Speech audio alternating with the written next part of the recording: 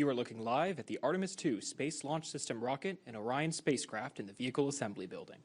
Today, we are joined by agency leadership to discuss the Artemis II mission and the next steps for the entire Artemis campaign. Good morning and welcome to NASA's Kennedy Space Center. I'm George Alderman, NASA's Deputy Press Secretary, and I'll be moderating today's news conference.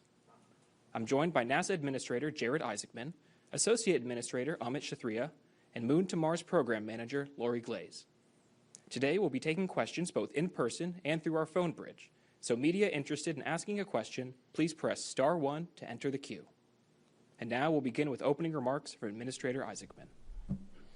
Thank you very much, George. Good morning, everyone. Appreciate everyone coming out. We're seeing each other a lot lately. Lots of updates. Expect more of it. First, I just want to give a lot of credit to the NASA workforce and our partners that have been working really tirelessly through the Artemis campaign. It's really especially impressive work, and I know they're all feeling it after we had what was a near flawless Wet Dress 2 performance. That Artemis 2 is now back in the Vehicle Assembly Building, which is imperfect. So. We want to give you two sets of updates. Lori is going to speak with you about what we're learning about Artemis II now that it is back in the VAB and what our path is back out to the pad and to launch this historic mission. But before that, I'd like to talk a little bit about the overall Artemis program, how we're going to achieve the President's objective to return American astronauts to the moon, to build an enduring presence, and ideally not wind up in some of the situations that we've seen recently. So let's talk about the situation. Artemis I launched more than 3 years ago. We had helium leaks with Artemis I. I'm sorry, we had hydrogen leaks with Artemis I. We had helium flow issues with Artemis I. Artemis II went out to the pad. Wet Dress 1, we had hydrogen leaks. And then after a second Wet Dress 2, where we made a lot of great progress, we wound up with helium flow issues. A lot of similarities between the two. And why is that essentially the case? Look, 3+ year launch cadence. I mean, Artemis 3 right now, as it's currently designed, won't fly for approximately another 3 years. So launching a rocket as important and as complex as SLS every 3 years is not a path to success. A component of that is when you are launching every 3 years, your skills atrophy. You lose muscle memory. We've got a lot of really talented folks that have been working hard on the Artemis II campaign, and you know, whether they're going to want to stick around for 3 more years after this mission is complete is a question mark. This is just not the right pathway forward. And I'd say also, when you are experiencing some of the same issues between launches, you're probably got to take a close look at your process for remediation. Are you truly getting the technical root cause, or are you getting close to it? So we've got issues with low flight rate. And I would say a great way to exacerbate that problem further is to start making changes to vehicle configuration. SLS is a very impressive vehicle. We don't want to turn every one of them into a work of art. And then I would also say that having very big objectives, a wide objective gap between missions is also not a pathway to success. So we didn't go right to Apollo 11. Right, we had a whole Mercury program, Gemini, Apollo, lots of Apollo missions before we ultimately landed. Right now, our program is essentially set up with an Apollo 8 and then going right to the moon. And that is again not a pathway to success. So what is the right way forward here? So first, today we're announcing a standardization of the SLS fleet to what we'll call essentially a near Block 1 configuration. So the idea is we want to reduce complexity to the greatest extent possible. We want to accelerate manufacturing, pull in the hardware, and increase launch rate, which obviously has a direct safety consideration to it as well. You get into a good rhythm, launching great frequency, you get that muscle memory. In order to do that, we need to rebuild and strengthen the workforce here at NASA. Now, this is directly in line with a workforce directive that I released several weeks ago. We have to rebuild core competencies. The ability to turn around our launch pads and launch with frequency greater than every 3 years is imperative. Now, some people ask me questions on that already as we've talked about this, and it's like, how are we going to do that? How are we going to go from 3 years to something significantly less, to what I think should actually be inside of 1 year? And I'll point you to our history We have a nice infographic that's coming out from Mercury, Gemini, Apollo through the shuttle program. I don't think it would surprise many of the folks in the room that our average launch cadence was closer to 3 months throughout all those programs, not 3 years. In fact, if you want a history tidbit, you look at the time when Apollo 7 splashed down to when Apollo 8 launched, you're approximately 2 months apart. We need to start getting back to basics and moving in this direction. So rebuilding the civil servant workforce and restoring core capabilities. Again, that will directly contribute to NASA's launch cadence, where we're going to endeavor to get our launches inside of a year, specifically down to potentially 10 months. And then we are going to add missions. In fact, we're essentially going to pull in Artemis II to launch in 2027 with a revised mission profile. So instead of going directly to a lunar landing, we will endeavor to rendezvous in low Earth orbit with one or both of our lunar landers, test out integrated operations between Orion and the landers, ECLSS systems, even to the extent possible, if we can get up development components of our XEVA suits to test out vehicle interfaces, even just getting an astronaut in a suit in microgravity, we can learn a lot with the idea that we should be learning. And take this information back to inform hardware development, whether it's in the landers or in the suits before Artemis IV, where we will attempt to land on the moon. We are also, as a component of the strategy, endeavoring to preserve up to 2 landing attempts in 2028. So if we get it inside of the 10-month turnaround time that we would like to see, Artemis II will launch on its historic mission in the weeks ahead. Artemis III will have its opportunity, if we can, by mid-2027, which sets us up for an early 28 and a late 28 opportunity. So that is the approach that we are taking at a very high level. I will tell you, we're not surprising our industry or our stakeholders at this press conference right now. We've been having these discussions for a long time. In fact, I give a lot of credit to NASA and its team. No one at NASA forgot their history books. They knew how to do this. They've had plans like this for a long time. Now we're putting it in action. We had a chance to have these discussions across all of our industry partners, all of the prime contractors on the SLS vehicle, both of our HLS landing providers. Everybody agrees this is the only way forward. And I'll say had similar conversations with all our stakeholders in Congress, and they're fully behind NASA in this approach. They know this is how NASA changed the world, and this is how NASA is going to do it again. With that, I'll hand it over to Ahmed. Thank you, sir. Let's see, the path forward that the administrator laid out, I think, is pretty clear. It reduces risk, it strengthens our ability to execute these missions, and the campaign ahead of us. It reflects the adjustments that we need to keep our schedule credible and our teams focused on what matters most, which is safe and achievable missions. And also, I think it's important that we talk a little bit about the Artemis II crew. This is for them also. When they get on top of that rocket, they need to know that they're doing it as part of a step, as part of a plan that's going to work. That they have said many times they're doing this mission so that their teammates can walk on the moon. They need to know that they're going to get on top of that rocket so that we're going to give them a plan for the rest of the team that's going to be assigned, that's going to go do this work to actually get to the moon. So our update today reinforces that commitment to them. And when we ask them to take that risk, when we take that risk together, that they're doing it for a reason. So we're going to build that program grounded in safety, incremental learnings, technical excellence, and long-term sustainability. So I think it's, our commitment to flight readiness, this is not about slowing down momentum. This is about increasing it, about making sure that we are focused on the right things in terms of how we execute the program. We need to get back to doing the workforce initiative that the administrator has directed us to implement is the absolute key ingredient to this. We need to get our teams working side by side with our partners outside and get this work done. So it's challenging, it's ambitious, but with this course correction, we are on a more stable foundation, a more realistic path to the milestones we have ahead. And we're so grateful to the teams across the NASA centers, across all of industry that's helping us. We have the entire force of American industry now helping us with the Artemis campaign. We are grateful to them for their support. They have been relentless in driving progress, and we need them to be even more relentless to achieve these missions. And this plan that we're laying out today makes that possible. So with that, I'll hand it over to Dr. Glaze to talk about Artemis II. Thank you, Ahmed. I'd like to start by thanking the administrator for taking this incredibly bold step and moving quickly to assure that we have support and resources that are needed in order to launch Artemis astronauts to the moon every year. I want to thank our team as well within the Moon to Mars program on Artemis and all of our Artemis mission planning. Our teams continue to work tirelessly to enable mission success. I know to people outside of NASA, sometimes we make it look easy. What we are doing is anything but easy, and we've seen that with the challenges that we've encountered. I've said time and time again that our team rises to challenges and they meet any bar that is set.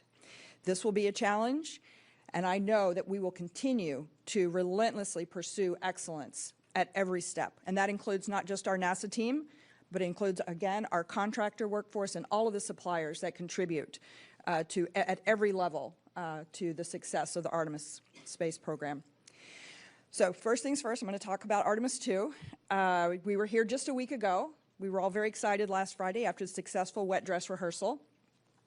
We were in a great place at that time and looking at a launch in early March.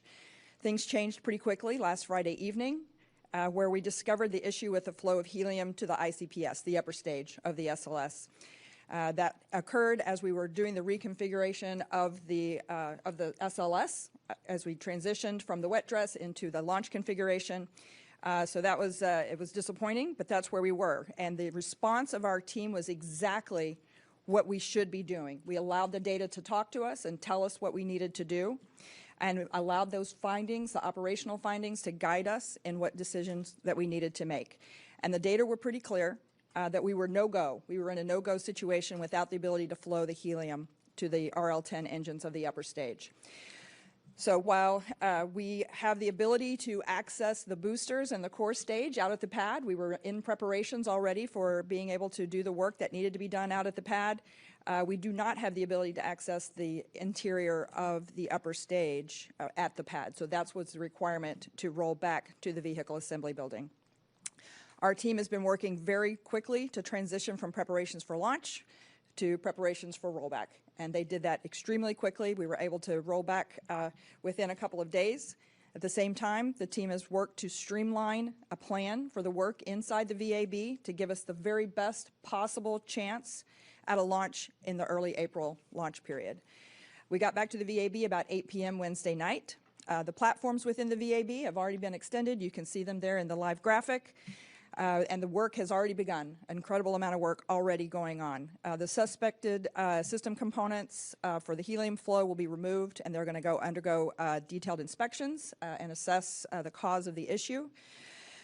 We hope to get down to the root cause of that and make changes not just to the hardware but to our operational procedures so that we don't encounter the same issue again when we roll back out to the pad. In addition to determining the cause of the helium flow issue, the teams are also going to do a number of other things while we're in the VAB. We will replace the batteries in the flight termination system and conduct another end-to-end test to meet the Eastern Range safety requirements. We'll give the closeout crew another shot, another chance at closing out the Orion capsule, get them a little bit more practice in closing out the Orion crew module. And then also the seal on the tail service mast umbilical that supplies the liquid oxygen to the rocket before liftoff, that is also going to be replaced to ensure a tight configuration. As you recall, of course, the twin seal that supplies, that goes to the liquid hydrogen was replaced out at the pad. So we've already replaced that one, so now we're going to replace the oxygen seal as well. And at the same time, we're also going to be reviewing the items that are already stowed in the Orion crew module. There's some of those time out, and we need to replace them, so we'll be doing a little bit of that as well. We will continue to provide updates, regular updates of how we're progressing within the VAB and our plans once they solidify on when we roll back out. We will definitely let everybody know. And just again to return to Administrator Isaacman's statements, beyond Artemis II, I know that our team is up for this challenge. We are ready, and we are ready to get started on that. Thank you. Thank you. We'll now take your questions. Please ask one question at a time so that we can get to as many of you as possible. We'll circle back if we have time. We'll start with a question here in the room, but if you're joining us via the phone bridge, please press *1 to enter the queue. I'll take our first question. Will. Hi, thanks. Will Robinson-Smith with Spaceflight Now. Thank you all for taking the time this morning. To the administrator or associate administrator, the plan for the revamped Artemis III to rendezvous with one or both of the HLS providers. Can you speak to the importance of that component of doing Artemis III in low Earth orbit, and I guess how soon, given where both of those HLS vehicles are, you know, how feasible that might be to dock with them as opposed to just sort of rendezvousing and getting in proximity with them in low Earth orbit? Thank you. So I'll begin and welcome Amit's additional inputs on this. I think one of the one of the challenges, but is also one of the greatest opportunities that comes from both our HLS providers, is the ability to return America to the moon, not just, again, for the flag and the rocks, but to be able to actually build out that enduring presence. So what they're taking on is technically very challenging, but a lot of that involves, whether it's on-orbit prop transfer or rapid reusability, because it necessitates lots of launches. We don't find ourselves in that situation for a low Earth orbit rendezvous. So this is an opportunity to test out the vehicle. We know they're capable of doing is not as much the technical process. The most demanding process is how to get that vehicle to the moon. So it's a perfect opportunity for us to test the interface out between Orion and that vehicle, to actually get humans in the vehicle, start looking at the ecosystems. This is all going to help take down risk for a subsequent landing. Yeah, I think for Artemis II we're doing on-orbit handling of the vehicle to test out rendezvous techniques. A low Earth orbit rendezvous is a bit more challenging than a LEO rendezvous, just because the external environment, the external torques are different. But as the administrator said, I mean, this was in the plan. We have to be able to mate with these vehicles. We have to dock. We have to ingress. We have to do those things anyway. But the point of the sequence is to really recognize the production risk in the Enterprise and the development risk. The production risk is the flight rate on the Earth Ascent Systems, SLS Orion. The development risk is prop transfer. So if the way to burn a common target there, if you will, is to conduct a mission that accepts those risks as real, and then but still make as much progress as we can, but to challenge both the production side and the development side at the same time. Take our next question. Yes. Thanks. Irene Klotz with Aviation Week. For anyone who wants to take this, does the revised Artemis III architecture require, or would you like for any of the HLSs to demonstrate the on-orbit refueling component, or does that fall off for Artemis IV? And for Artemis IV, if you're looking to fly in early-ish 2028 and you need a new upper stage, presumably it's still LOX and LH, what's available on that short notice? Yeah, I think, first, we're not going to get into any specific manufacturer's name or the associated contracting process. Beyond that, as I mentioned, we've been discussing with industry this strategy for several weeks right now. Everyone acknowledges it's the right path forward. So we obviously have confidence in our ability to source and integrate, a more standardized second stage to fulfill missions beyond Artemis III. In terms of our HLS providers, they've both, I think, very publicly submitted proposals for their acceleration strategy that does take down some of the, the technical risk associated with the proposal. And we've said publicly that we support both in this regard. I don't think that what you're referring to, like on-orbit prop transfer, is necessarily going to be required for the demonstration that we are imagining for Artemis III. But we haven't fully, we are very early in mission design here. We all have arrived at the point that this is really the only pathway in order to achieve success with a lunar landing within the timeframes that we are targeting. But I think part of the reason to do this in low Earth orbit is it does not necessarily require what both HLS providers will eventually necessitate, which is either lots of launches or on-orbit prop transfer to get their vehicles to the moon. Take our next question over here. Thank you. Ken Kramer, Space Up Close. I think this is fantastic what you proposed here. It's exactly what's needed. So can you talk about these landers a little bit? They're going to, I guess, have to be vastly simplified from what was proposed with those prop transfers in order to accomplish this so quickly. I know they're working on updates. Can you let us know at all? And where does the gateway fit in all this? Thanks. To be clear, both HLS providers have offered solutions to accelerate their plans without compromising on the grander objective, which is we need to build out an enduring presence so when we return to the moon, we have the capability to stay. So while their proposals, again, do take down some of the technical risks that would have existed before, we are not forgoing the capabilities that I think are absolutely necessary for America's future in space. So to be clear on that point specifically, I think at this point we really want to focus the meeting to the greatest extent, because to be honest, this can be somewhat of the problem. The hardest thing right now is returning American astronauts to the surface of the moon. We obviously haven't done that in more than 53 years. I think by focusing a lot of time, energy, and resources across lots of grand endeavors is why you wind up in a situation where you're launching an incredibly important but complex vehicle every 3+ years. So I say that not to make a statement towards Gateway, because we are doing this to get back to the moon and have the capability to stay, certainly to build a moon base, which is going to be ideal, which can be an ideal learning environment for us to test out the operations, in situ resource manufacturing, refining, all the capabilities that are going to be necessary for the next giant leap to Mars and beyond. But I say with focus for this conference specifically, we gotta keep the attention on standardization and flight rate as our path to get back to the moon. Our next question will come from Marcia Dunn with the Associated Press. Marcia Dunn,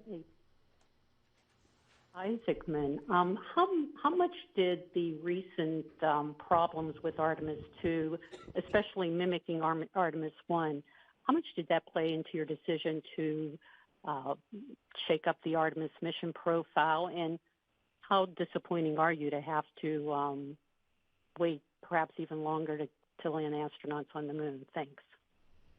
Well, first, I'm not disappointed at all. I'm excited because I think we have a path here to actually get the job done within the time frames that we have targeted right now. I also, I guess, want to point out this is something that NASA has known. As I mentioned before, no one here at NASA forgot their history books. The plans to do this the right way have existed for a long time. We are in a fortunate position right now where you have a presidential national space policy which aligns whole of government on what's necessary. You have congressional support through appropriation, and you have President Trump's One Big Beautiful Bill, the Working Family Tax Cut Act, that gave us the plus up in resources within our exploration budget to undertake this endeavor right now. So I would tell you that we would have been delivering this exact same message to you today had this been FRR. That was the plan. But I think we have to put even more urgency around it because this is not the FRR that we initially intended. The American public deserves the update on Artemis II and the historic mission that's ahead. But you also have to know how we're going to achieve the vision that presidents have called for more than 35 years. Our next question will come from Josh Dinner with space.com. Hi, thanks so much for doing this, Josh Dinner, space.com. For Administrator Isaacman, you're standardizing SLS, pushing toward a 10-month launch cadence and revising Artemis III to an on-orbit rendezvous next year with up to 2 2028 landings, which all sound kind of fairly accelerated for a deceleration of the program. What specific risk are you buying down with that LEO rendezvous? And are you anticipating demonstrations with multiple HLS vehicles on that mission? And how are you ensuring that schedule itself doesn't erode margins the Safety Advisory Panel has already warned are thin for Artemis III? Yeah, so actually I think what we're doing is directly in line with what ASAP asked us to do. I mean, look, just zooming out here, I think it should be incredibly obvious. You don't go from one uncrewed launch of Orion and SLS, wait 3 years, go around the moon, wait 3 years, and land on it. That's what our ASAP committee took issue with. That's what we've acknowledged inside the leadership of NASA. NASA's been working on these plans knowing this is not the right approach. There has to be a better way in line with our history on it. Again, we did not just jump right to Apollo 11. We did it through Mercury, Gemini, and lots of Apollo missions with a launch cadence every 3 months. We shouldn't be comfortable with the current cadence. We should be getting back to basics and doing what we know works. So How are we going to buy down risk on it? I would certainly much rather have the astronauts testing out the ecosystems, the integrated systems of the lander and Orion in low Earth orbit than on the moon. Like them to get in the suits for the first time, even inside the vehicles. Doesn't necessarily have to be an EVA before they actually walk on the moon in them. So everything about this mission, and even though it's beyond conceptual, we've obviously coordinated with our partners on this, but the full mission design and objectives will be revealed shortly. I'll just say it's certainly in the direction of buying down risk before we put our astronauts on the surface. And our next question will come from Richard Trabot with the Orlando Sentinel. Hi, thanks. Calling for the car, so hope you can hear me well. About the increase in workforce, the civilian workforce, what does that mean for like personnel at Exploration Ground Systems, or specifically Kennedy Space Center, or the agency overall? And is there a concern about the flow of hardware from Orion or SLS? Potentially, are you going to have an Orion capsule for potential Artemis 5 in 2028 at this pace? Thank you. Yeah, so I'll kind of work backwards from there. As I mentioned before, we're not here today to surprise industry and our stakeholders. We've been having these conversations for weeks now. I've spoken to the leadership at every one of the prime contractors that contribute into the SLS program. Everyone's behind us, and they've all said the exact same thing. This is the only way to get the job done. So there's a lot of work we have to do here at NASA to prepare. Part of that goes to the second component of your question, which is we got to rebuild our core competencies. Now, does this mean the overall workforce count increases at KSC? I don't know the answer to that specifically. I would say that there's a lot of contractors which do fantastic work that should be civil servants. That's kind of the heart of the workforce directive right now. 75% of our workforce right now is contractors. I think a lot of them should be civil servants. I think we should have those capabilities in-house. We should have the ability to make changes and adjustments as we see fit, because we are NASA. We did all this the first time. We know an awful lot. And this is going to be our kind of pathway back to the moon. So lots of collaboration with industry. They understand what the ask is. They know we're going to need to pull in hardware. That's why we're standardizing the configuration. You're not going to be able to do that if every rocket is a work of art. You're going to inevitably learn the same lessons and over again. So standardize, increase production, pull everything in, which allows you then to increase your launch rate. And yes, we need to rebuild a lot of our workforce here too. Bring them in as civil servants and get back that muscle memory to turn the pad in less than a year, because we've done it before and we can do it again. And our next question will come from Eben Brown with Fox News. Hi, good morning. Thanks for doing this. I think this question is probably best for the administrator. When President Trump first announced the Artemis project back in 2017, he wanted to see a lunar landing by 2024. That was obviously not missed. This, despite perhaps being an integration of better practices, does once again push that goal a little further into the future. The president hasn't said much about this really at all, I don't think, but what's the overall attitude coming out of the administration here? I mean, are they happy with this, not happy with this, or how does the agency itself react to that pressure that may or may not be there coming from the administration to keep this on track as much as possible and make sure that there aren't unnecessary slips in timelines?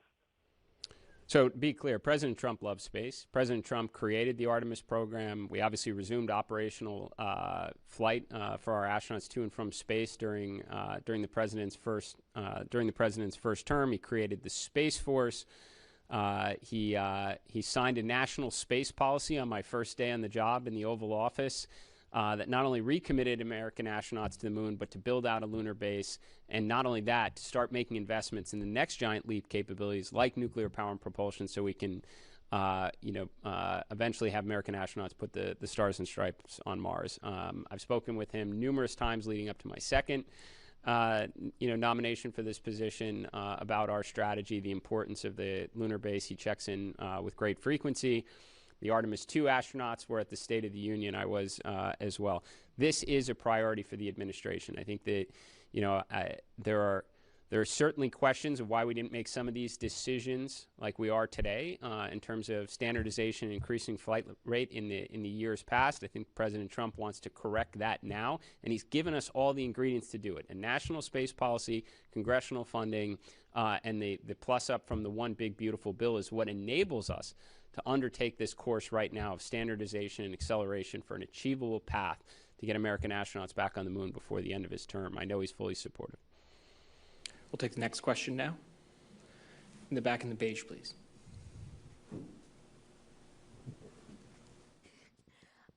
Do you think that some of the budget cuts that we've had recently have contributed to that low flight rate? And would you say that we have the resources and funding to increase that flight rate? And sorry, I just have a logistics question. So can you just clarify the Artemis III timeline here? You mentioned mid-2027 and 2028, and I just want to clarify, are those two landing attempts? And then would you be launching in 2028? I'm just trying to wrap my head around that. Sure. I mean, let me just address there were no budget cuts to NASA. We actually had historic funding last year between the consistent funding through the continuing resolution plus the plus up from the One Big Beautiful Bill or the Working Family Tax Cut Act. NASA had historic funding last year, which is the only reason why we are capable of undertaking this right now.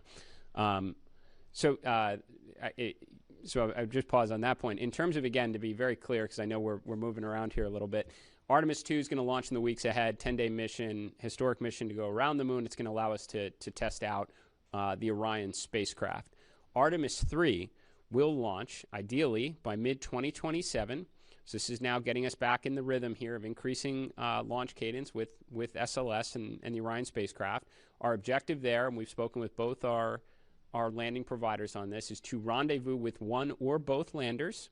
That's an opportunity for us to test out integrated operations between Orion and the lander, which is important. That will be a crew-rated vehicle someday. There's ECLA systems we're going to want to test out. It's another opportunity for us maybe to get our suits up there before the astronauts actually have to wear them on the surface of the moon. If we can't make that timeline with suits, we have other opportunities to get them up to International Space Station, but we do consider that a priority, which then sets up for Artemis 4 and 5 potentially in 2028. We're not necessarily committing to launching 2 missions in 2028. We want to have the opportunity to be able to do that. Take the next question. In the second row in the gray. Thanks. Bill Harwood with CBS News. I have about 10 questions. No, I'm kidding. I've got 2 questions. For Jared, you mentioned the ASAP earlier. Their report came out this week, and could you add anything about what input they had in your decision making? Because it seems like you're addressing most of their primary concerns, at least. And then for Lori, I guess, I know you guys are focused on these near-term flights. We're not talking gateway today or whatever, but will you continue work on Mobile Launcher 2, or does the work stop now? And what about the lunar terrain vehicle, which originally was part of, I guess, Artemis 5? I mean, is it the same philosophy that's covering that? We're going to stop worrying about that stuff right now and focus on the near term. Yeah.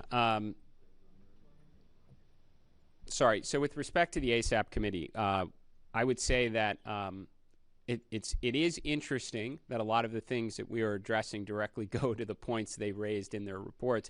I can't say we actually collaborate on it because I generally think these were all pretty, obvious observations.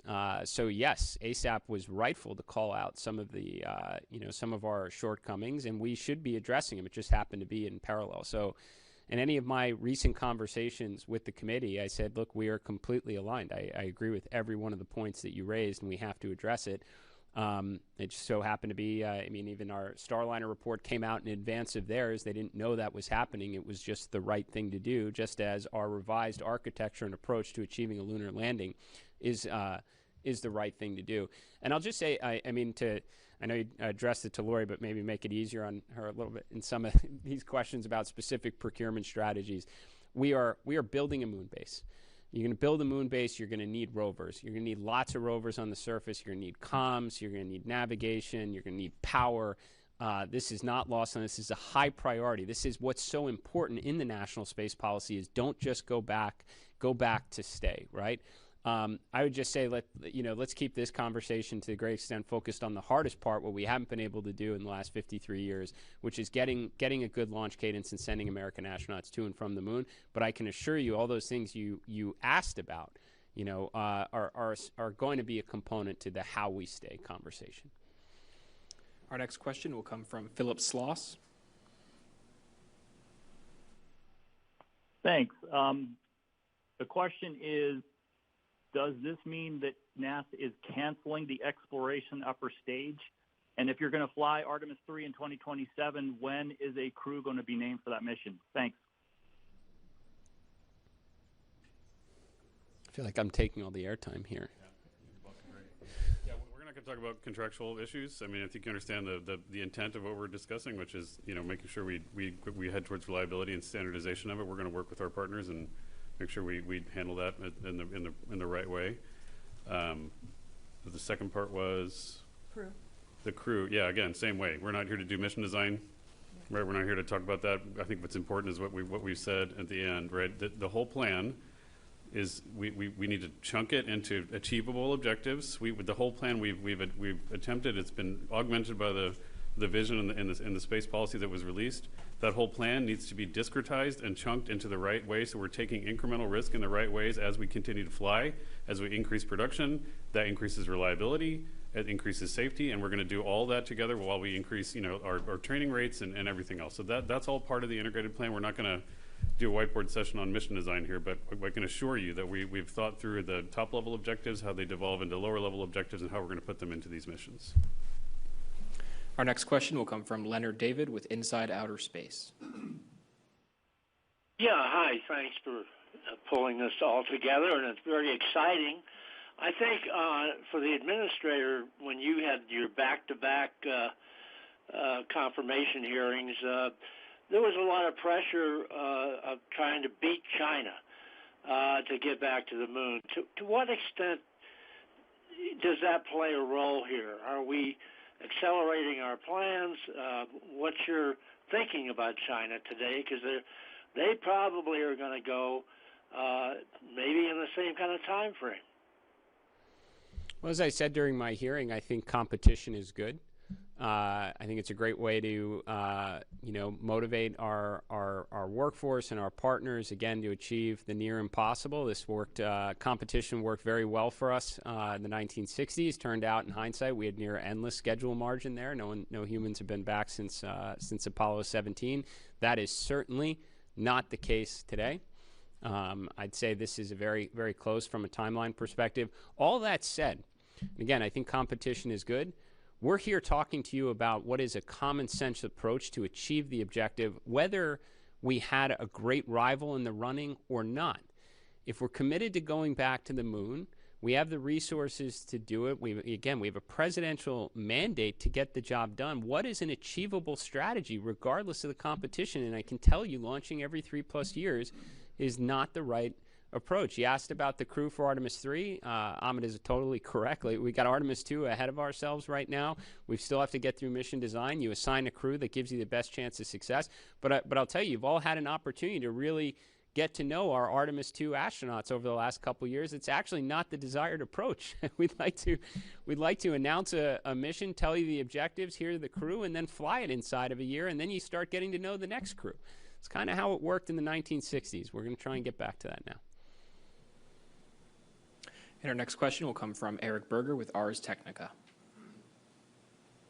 Hi, thanks very much for doing this. Someone earlier mentioned the speech of the original first Trump administration, and back in 2018, Vice President Mike Pence talked about going to the moon in 2024. At the time, he said something that really struck with me. It said, if our current contractors can't do this, we'll find new contractors. And I think this is kind of the most sweeping vision change since then. And obviously, the contractors, both traditional and commercial space, have had challenges since then. So I'm just wondering kind of what NASA can do to ensure its commercial partners can successfully deliver on these really aggressive timelines. Thanks. I would just say that, similar to a recent conversation we had with all of you, this is largely about NASA. we talk about why we've struggled, our shortcomings. I look internal first. What could we have done differently? That's why we're having this conversation right now. I didn't have a conversation with any of the prime contractors, any of the partners as it relates to this acceleration plan where they said it couldn't be done. They just didn't have the conversation really up until now on this. And I'm sure there's a lot of reasons for it, and I've said some of it before. We had a pretty, I won't say, singular focus in the 1960s of getting to the moon, because we did a lot of great science and exploration at that time, but we generally were focusing on a couple key needle-moving objectives, which I talked a lot about during my hearing.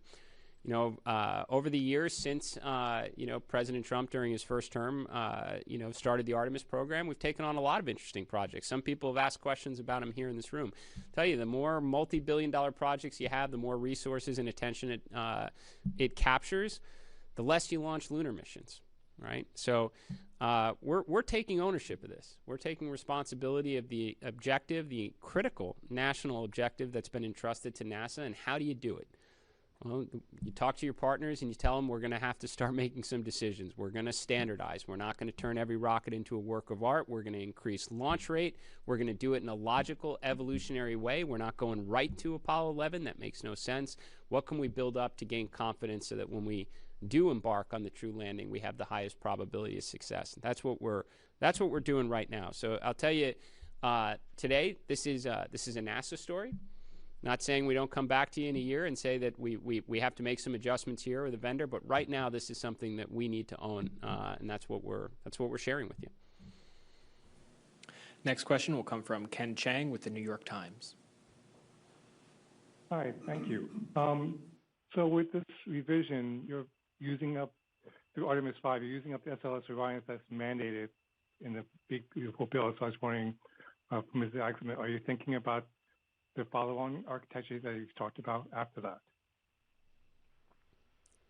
Well, I think I've been, I'd say certainly our number one focus is what Lori spoke to you about previously, which is Artemis II. That's our near-term, it's the most important human spaceflight mission in more than a half century. We owe you an update on how we're going to get to the moon, so we don't wind up in a situation where our vehicles are going back and forth to the assembly building. And we've got enough in front of us on that. But that said, I said it at the initial rollout conference. I've said it many times since. President Trump created a program to return to the moon, to build out a moon base that's going to require lots of missions to and from the moon, crew and cargo in a very affordable, repeatable way. This architecture will naturally evolve just as it is today. I can't tell you exactly what Artemis 10 looks like. I bet it's going to look very different than what Artemis 5 is going to look like, as I'm sure it will be for Artemis 50. That's the idea when you say you're going to go back to the moon and be able to stay. We'll take our next question from the room. Up front in the yellow. Jean Wright, Space Up Close. I'd like to know what the altitude will be, the lunar landing rendezvous. Would that be low Earth orbit or distance from the Earth? Just curious. Thank you.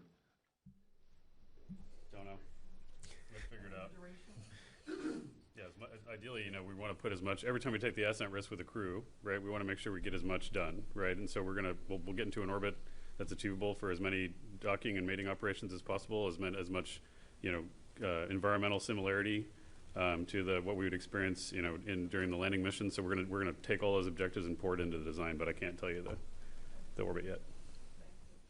Our next question will come from Kristen Fisher with The Endless Void. Hi there. So I think my question's for the administrator. We've talked a lot about the Artemis II crew, but how about the rest of NASA's astronauts? They've now got this kind of exciting bonus mission that they could be assigned to. How did you all inform them about these changes, and how soon after Artemis II returns do you all anticipate naming the Artemis III crew? Thanks. So I've shared this. This program change, this direction change for achieving the lunar landing with the Artemis II crew. I've also had a chance to speak with leadership from the astronaut office. I don't think anyone was surprised. Like I said, there's no one who comes to work at NASA that forgot their history book. They know how we got there before. I'd also say generally astronauts prefer to be in space as often as possible, so this is probably welcome news. Yeah, I think everybody is pretty supportive in this direction. In terms of the Artemis III astronauts, like I said, we're not going to get ahead of ourselves on this. Artemis II is coming up first.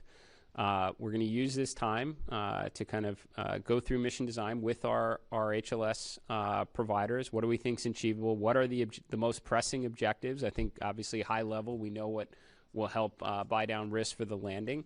And then you assign a crew that gives you the best chance of success based on those objectives. I hope you get to know them well, cheer them on, support them, and then meet the next crew shortly thereafter. Our next question will come from Joey Roulette with Reuters News. Hey, thanks. Question for Amit and Jared, whoever wants to answer. Just real quick, is the exploration upper stage canceled? And if so, do you expect to compete or sole source its replacement? And then kind of more broadly, this new test mission and a new SLS upper stage and doing on-orbit refueling and all that seems like a lot of work to do in the next 2 years before a moon landing. And so I think that begs a lot of questions, but mainly what is the acceleration plans from SpaceX and Blue Origin, and when will that be baked into this architecture? Thanks. Okay, so I'll go back to, we're not talking about contractual issues. We're not going to talk about that. We have the full support of our industry partners to make sure we standardize the configuration and do the right thing. So we'll just leave it at that. How we're going to do this, in terms of the hardware we have available, I think it's also important to recognize, we didn't just decide to do this today without making sure we assess the inventory of the hardware that we have available and the program. We've been talking about this, as the boss said, in the program for a while. Just to make sure, because we understand the risk profile. We have a unique confluence of support and vision and leadership that enables us to do it now, which is why we're doing it now. But to be clear, we rolled out a V3 Starship just yesterday. CSM-3 is in the factory already. It's about to be mated together. The heat shield's ready to go. We're going to mate both of them together. CSM-4 is also being populated with hardware. ESM-4 has been delivered from Bremen. The core stage, the top 4 fits, the core stage number 3 is at Michoud, ready to be shipped here in a couple months. With the engine section 4 of Artemis 3 is already here. The barrels for the Artemis 4 core stage are being rolled. We have all the tools available there. ML2 is 90% complete. It can be configured however we need to. All of that hardware is flowing towards the Cape.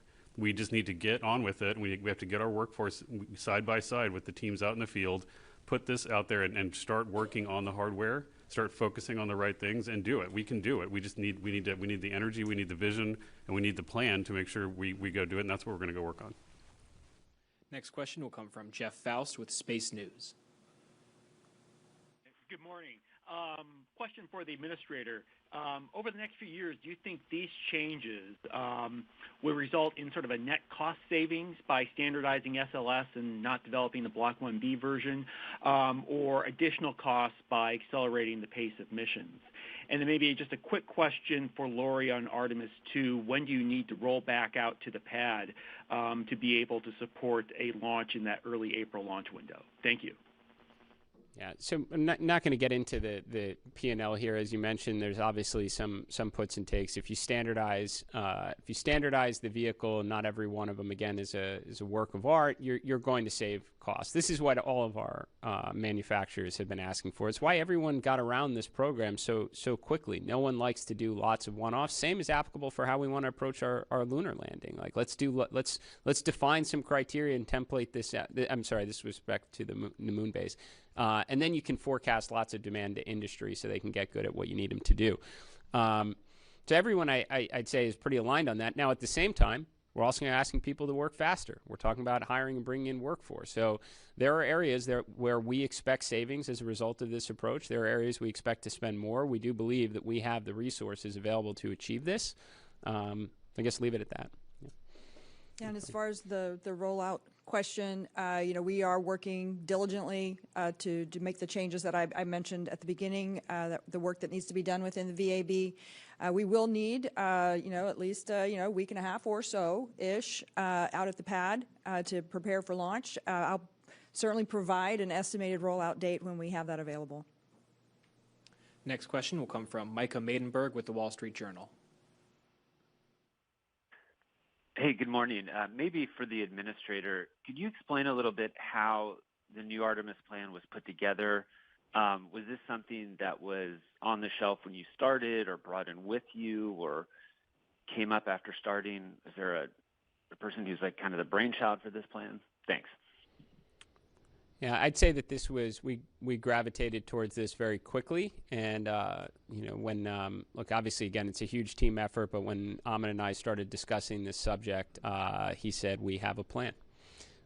So again, there's a lot of people here at NASA didn't lose their history books, understand the right way to go about achieving, you know, an incredibly challenging objective like this. Now, you know, if there is, as Amit has also pointed out, we are in a situation now where between a national space policy that aligns whole of government, congressional appropriations, and the plus-ups from the One Big Beautiful Bill, we can act on a plan that gives us the highest probability of success. We'll take our next question up here in the front row. Hi, Cameron Schwartz with the Launchpad Network. Thank you for your time and all the updates today. I don't want to get ahead of myself, but I did want to ask about the increased cadence and what sort of mission profiles that unlocks for you guys. And do you expect SLS to kind of be a big part of building the moon base?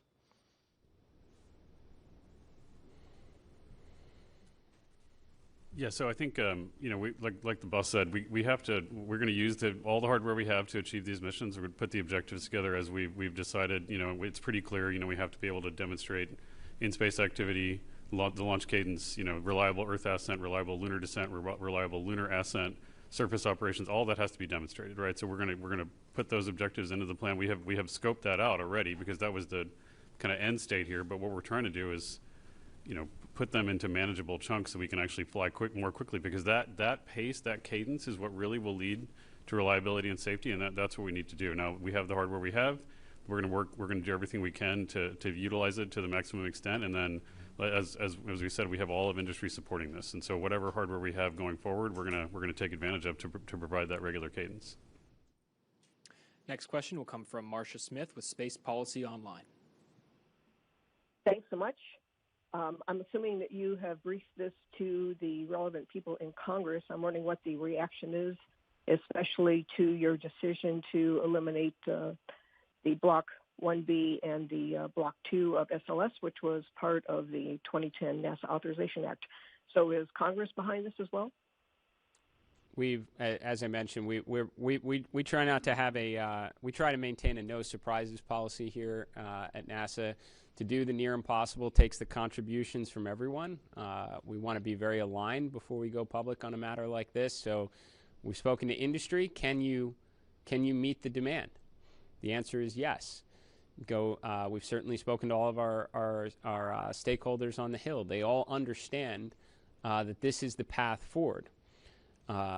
And I would say I don't think I heard a single objection on these subjects. Like, everyone understands what's at stake here. I mentioned before, we don't have a lot of schedule margin here. You know, the implications of coming up short go well beyond space. I mean, this does, you know, this is, you know, America in the 1960s, you get to the moon, you do what no one thought was possible. It sends a message. I wonder what else they're capable of doing. You come up short, it sends the opposite message of where else could something be broken. I think everyone understands that. The fact that industry got behind this, I think, makes it very easy for our very supportive partners in Congress to get behind it. And honestly, they helped enable us in this regard through the Working Family Tax Cut Act, through the One Big Beautiful Bill. That is giving us the resources to be able to undertake this. And I will just say again, you know, all the national security implications of actually meeting an objective as important as getting to the moon and building a base aside, and the competition associated with it. There is simply a right and wrong way to go about doing this. Launching every 3 years and changing massive changes in the configuration of the vehicle is not a recipe for success. And again, I think all our stakeholders and all our partners understand that. Next question. In the back in the green. Good morning, Melanie Holt, WFTV. And really, I'm looking for a clarification. You've made a lot of major announcements in terms of these Artemis updates. Artemis II specifically, is the goal still a lunar landing, or has that mission profile somehow changed? Artemis III will be a rendezvous with one or both landers in low Earth orbit in 2027. So we're basically pulling in Artemis III and recognizing just the reality that going right from a free return around the moon to landing on it is too big of a gap. And we cannot accept the flight rate of a vehicle this important and complicated every 3 years. So we're going to launch in a year from now, in 2027. Again, start taking down risk for the eventual landing. So Artemis III will be a rendezvous in low Earth orbit with one or both landers. And then Artemis 4 and Artemis 5, we will endeavor to have 2 opportunities in 2028 to attempt a landing. Just to maybe help, because I know folks are trying to process, the Artemis campaign is a test program, okay? And we talk a lot about these all-up tests of SLS Orion and the missions where we put the crew on it. We are doing tests at the component level, at the assembly level, all over the country all the time. And I want you guys to start thinking about that aspect of it. That's what we're doing. So these are very important tests, these flights, but every single one of these tests is important. We're going to do an uncrewed demonstration with the landing missions. We're going to do, right now we have a Mark 1 Blue Origin lander in the chamber at Johnson. We're doing human in the loop testing with the Axiom suits right now. That is also contributing to this end state, right? So when you guys think about this, how we're doing it, if you want to, we're not going to over specify at each junction what goes in each particular flight. What we're trying to tell you is we are thinking about this now as an integrated test plan.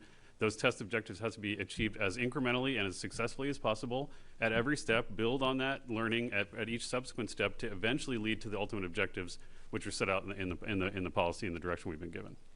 We'll just say we do have a couple infographics that are going to come out and help, because we do recognize this is a little bit of a change, so you can at least visualize what we imagine an Artemis 3 and 4 and 5 mission will look like. We have time for one more question. That'll be from you in the white there. Yes, Bert Dick from the National Space Society. This is all very exciting, as the administrator mentioned about the loss of muscle memory after a launch every 3 years. I see the same impact on public perception, because a lot of the public wasn't even aware of what's going on here. Do you see this as a byproduct, a good opportunity to enhance the public awareness and public engagement and public enthusiasm about the Artemis program?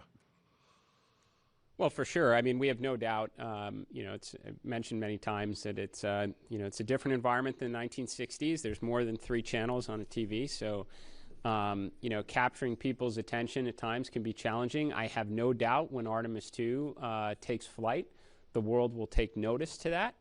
It's going to be an exciting, it's going to be the most historic mission, human spaceflight mission, more than a half century. But yes, how do you maintain that momentum? How do you keep the public engaged on it? Well, certainly flying every 3 years isn't the right approach to that. So, nor is it, as I mentioned before, even technically the right strategy to achieve something as extraordinary as a lunar landing. So, I am certainly hopeful for all the operational technical benefits that come with this new approach, but I do believe it helps keep the public engaged, which again, that's fundamental to what we do. We want to see a lot more kids dressing up as astronauts on Halloween. Inspiring the next generation to take us a lot farther than the moon is part of the plan. That'll conclude today's news conference. Thank you to all of the media who joined us and for your continued coverage of America's return to the moon. As a reminder, you can follow along with the mission at nasa.gov/Artemis. Thank you, and we'll see you next time.